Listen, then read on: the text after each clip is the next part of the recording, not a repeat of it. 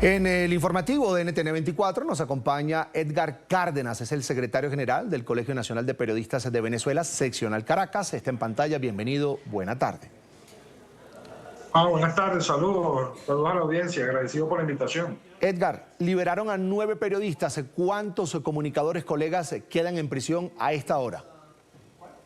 Bueno, según los registros del CNP seccional del Distrito Capital, a través de su observatorio de seguimiento de agresiones a periodistas y medios, a esta hora ya han sido liberados 14 periodistas y trabajadores de la prensa, y según estos propios registros, todavía nos quedan 7 que permanecen detenidos en distintos lugares del país.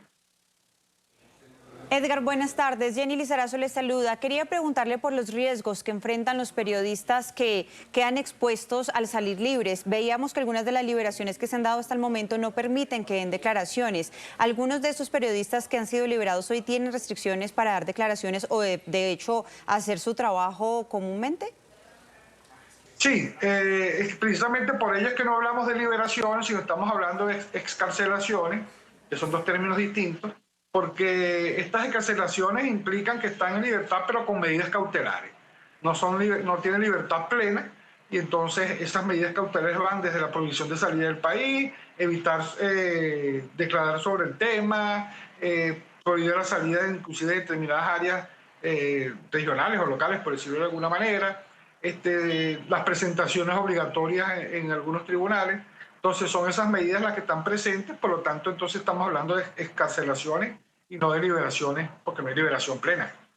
Edgar, ¿qué información tienen ustedes de estas personas liberadas en cuanto a cómo están física, cómo está su salud, cómo están emocionalmente estas personas cuando han soportado una privación de libertad por razones políticas? Ya lo sabemos.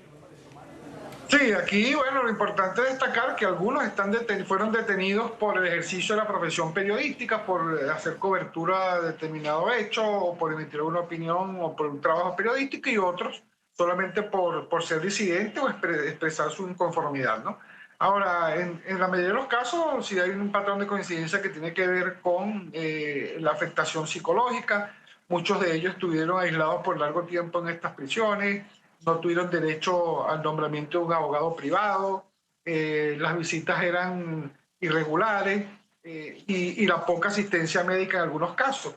Uno de los más graves es el caso de Ramón Centeno, quien estuvo detenido por 3 años y 11 meses, y bueno, sometido por supuesto a la prisión, sin el nombramiento de abogado privado, con las visitas irregulares, y bueno, la afectación no solamente de su salud física, sino mental, y en el resto de todos los demás periodistas y trabajadores de la prensa, la situación es más o menos similar en términos de la afectación psicológica que puedan tener, por supuesto, producto de la situación vivida en cada uno de estos lugares de detención. Señor Edgar, pedimos siempre la liberación de todos los presos políticos y en este caso de los colegas periodistas quedan 9. ¿Alguno de ellos tiene alguna condición física que sea urgente sacarlo, que sea urgente excarcelarlo, que sea urgente su liberación? Yo pienso que aquí es urgente la liberación porque no hay ninguna razón para estar detenidos porque no cometieron ningún delito.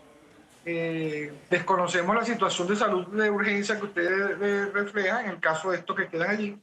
Quedan algunos jóvenes, pero insistimos en que no debe estar ninguno detenido. De acuerdo a los registros nuestros, porque hay distintos registros en los que no coincidimos con otras organizaciones, bueno, porque nosotros tenemos un protocolo distinto de las otras organizaciones.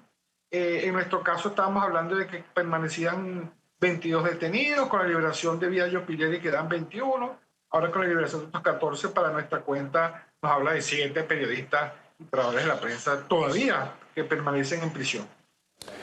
Hablemos de la experiencia que queda para el gremio en Venezuela, Edgar, de lo que significa el riesgo, el peligro que significa ser periodista en tiempos de dictadura, como es el caso de Venezuela. Sí, en Venezuela en los últimos tiempos nosotros veníamos denunciando que existe una política de Estado que busca silenciar la información con la intención de que la ciudadanía se entere de lo que ocurre solamente accediendo a los medios de comunicación oficiales o aquellos que les son afectos, lo que es contrario a la pluralidad informativa, al libre derecho de buscar y divulgar información, ¿no? Ahora, esta situación que atravesamos en Venezuela hace bastante tiempo, que nosotros en diciembre ya hemos señalado que la libertad de expresión, prensa y opinión en Venezuela estaba en etapa terminal, responde precisamente a una especie de frente que nosotros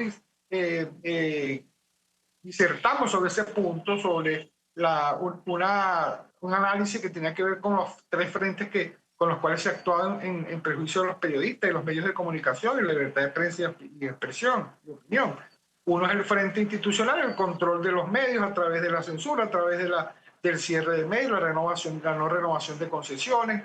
El otro frente, que tiene que ver mucho con el tema de hoy, es el frente que tiene que ver con la situación judicial, juicios maximizados, por decirlo de alguna manera, juicios exagerados, donde se recurre a un marco jurídico que lo que hace es silenciar, criminalizar la opinión y legitimar la censura.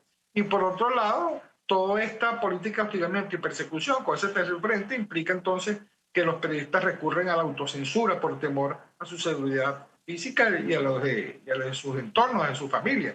Entonces, evidentemente en Venezuela se ejerce el periodismo con mucho miedo, porque los periodistas, por supuesto, entendiendo que informar puede conllevar cárcel, por supuesto, entonces es más cauteloso, aunque siempre insistimos, por supuesto, en que el periodismo tendrá que, o tiene que, intentar seguir comunicando, informando a través de fórmulas que tienen que ver quizás con escribir entre líneas, porque las propias audiencias ya comenzaron a entender eso de la lectura entre líneas. Sin duda, muy difícil y una situación muy preocupante. Agradecemos a Edgar Cárdenas, secretario general del Colegio Nacional de Periodistas de Venezuela, seccional Caracas, por habernos acompañado esta tarde. Muy buenas tardes para usted. Gracias a ustedes. Feliz tarde. Igualmente.